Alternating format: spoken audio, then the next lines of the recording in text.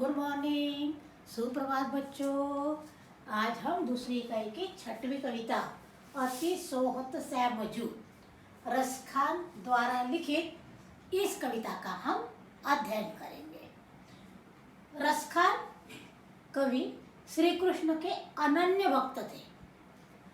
कृष्ण के प्रेम में इतने तल्लीन थे कि वे कृष्ण के समीप जाने के लिए पशु पक्षी गोवर्धन पर्वत का पत्थर बनने के लिए भी तैयार थे।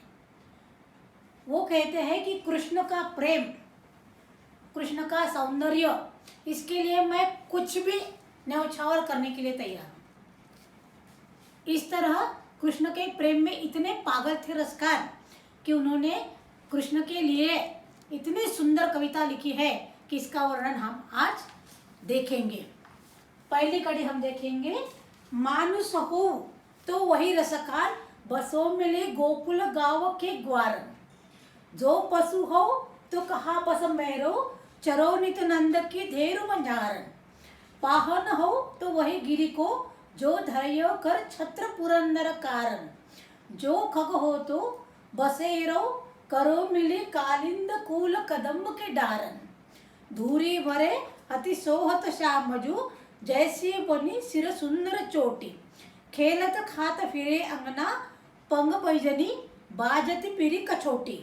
बा छवि को रसखान बिलोकत, वारत काम कला निधि कोटि।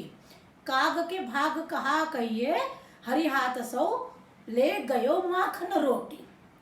अब इसमें रसखान ने कहा है, मानुष हो तो वही रसखान। रसखान कहते हैं, यदि मैं अगले जन्म में मनुष्य बनूं तो मुझे गोकुल गांव के ग्वालों के बीच रहने का अवसर मिलना चाहिए। यदि मैं पशु बनूं, वो कहते हैं यदि मैं पशु बनूं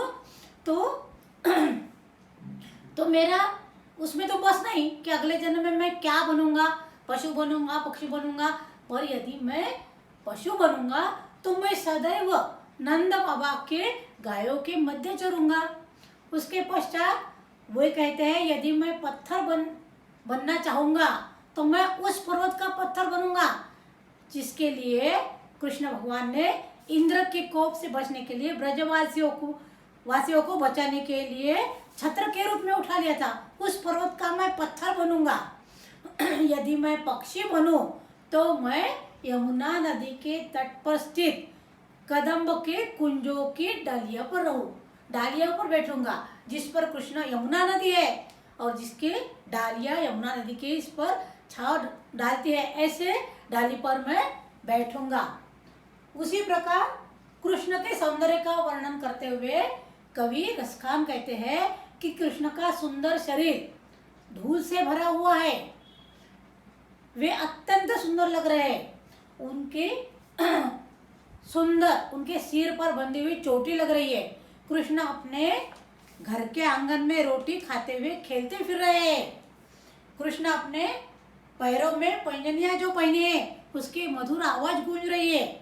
उनकी पीली धोती जो उन्होंने पहनी हुई है, रसखान कहते हैं ऐसा लगता है कि कृष्ण के उस सुंदर छवि कामदेव ने अपने करोड़ों कलाओं को न्यौछावर करते हुए उसको तैयार किया है।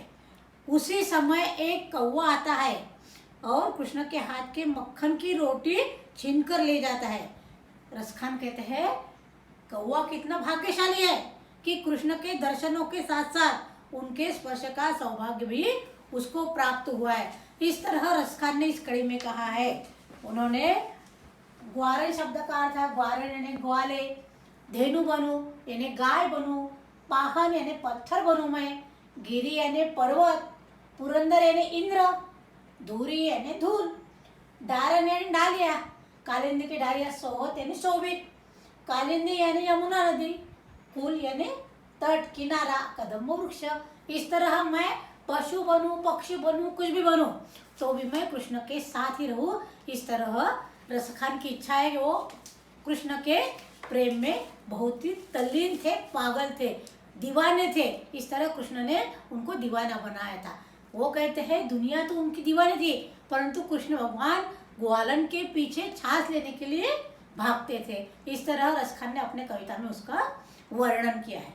दूसरी कड़ी है दूसरी कड़ी है। सोहत है चंदवा, सोहत है चंदवा सिर मोर को, तैसिय सुंदर पाग कसे, वैसे गोरज फाल विराजत, जैसे ही बनमाल रसे, रस खान विलोकत बौरी भय, द्रुगमुंदी कई ग्वाली पुकार हसी, खोली रे घूंघट खोलो कहाँ, वह मूरत नैनी मांझ बसी है, शेष गणेश महेश दिनेश, सुरेश जाहि निरंतर गावे, जाहि अनादि अनंत अखंड अछेद, अभेद सुभेद बतावे, नारद से सुख व्यास रटे, पचिहारे तनुपुई, पार न पावे, ताही अहिर की छोरिया, छछिए भरी छाछ पे नाच नचावे। ये तो बहुत सुंदर है।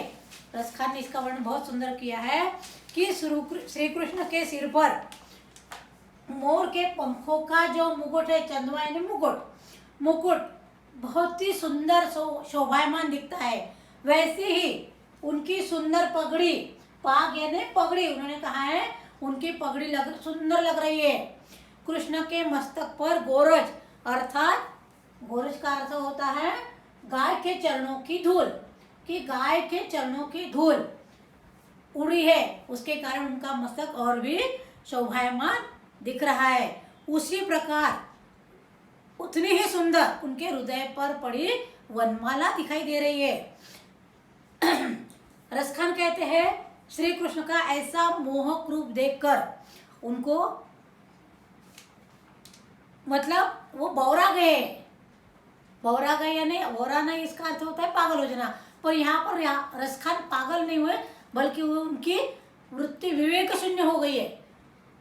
कृष्ण का सुंदरता देखकर, कृष्ण की मोहक मूर्ति देखकर वह आंखें मूंदकर हंसते हुए अपने सखियों को पुकारती है ग्वालन, और जब सखी घूंघट खोलने के लिए कहती है तो ग्वालन यह कहकर घूंघट खोलने से मना कर देती है कि मेरे नेत्रों में तो शाम की मनमोहक मूर्ति बसी हुई है, अतः मैं घूंघट नहीं खोलूंगी। इस प्रकार से रसखान ने श्री कृष्ण का वर्णन किया है कि इतने सुंदर है, इतने सुंदर है कि सब ग्वालन की आंखों में श्री कृष्ण की ही मूर्ति बसी हुई है।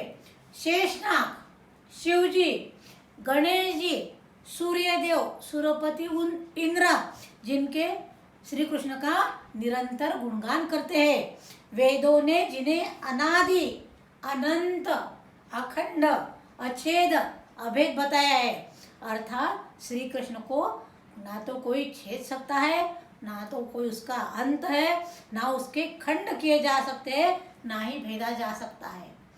मुनि नारद से लेकर व्यास मुनि, यहाँ तक शुक मुनि तक उनका राम नाम सदैव रटते हैं, परंतु उनको कोई प्राप्त नहीं कर सका।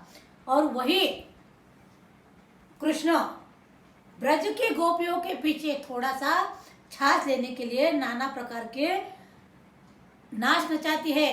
वो ग्वालन कृष्ण को बहुत परेशान करती है और कृष्ण भी उनके पीछे भागता है, क्योंकि कृष्ण जानता है कि उन ग्वालन के मन में कृष्ण के प्रति अनन्य भक्ति है। लोगों के मन में अनन्य भक्ति होने से ही कृष्ण का हमें सही दर्शन होता है।